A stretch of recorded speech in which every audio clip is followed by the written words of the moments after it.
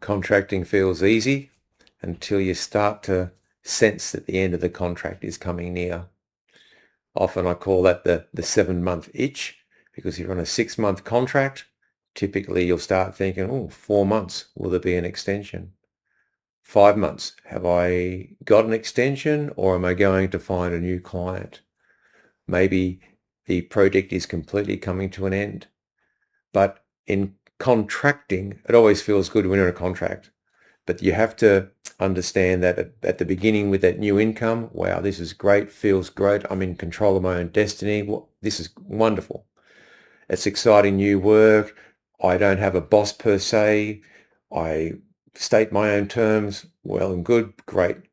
And the novelty of going out on your own feels good. I remember the first contract I ever did quite clearly. And that contract in itself, when I first got out of that first week, I thought, wow, I want to do this for the rest of my life. Now, when that end of contract starts to appear, those end dates, I call it pipeline pressure.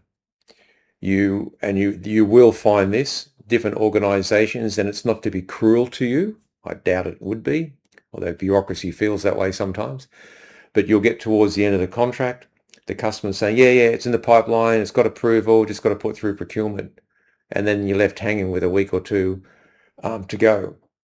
Then you've got the moral conflict in your mind. Gee whiz, there is another contract I can go for, but if I leave, this particular client may think I've abandoned them. And that's where you need to start thinking differently as a contractor. You are your own business. You can let them know very politely, hey, when it gets down to 2 weeks before the end of the contract, if I haven't heard anything, I will need to go elsewhere or look elsewhere. Okay? A mature customer will understand that. They will understand the realities of it. But sometimes a more immature organization that is treating you more as contingent labor may get their nose bent out of shape.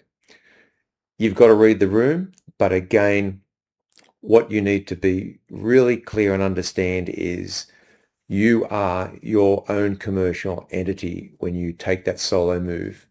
No one's going to do it for you. And I don't say that to be negative. I actually enjoy the control of making sure I've got quotes out there, following up on those quotes, doing the work, getting my timesheets done, even sometimes reminding people to approve them. But the reality is you're working in a window of time as a contractor, and the terms are very much on the client side, not yours. So again, no need to panic about it, but what you need to do is understand your commercial responsibility and self-accountability when it does come to the solo move.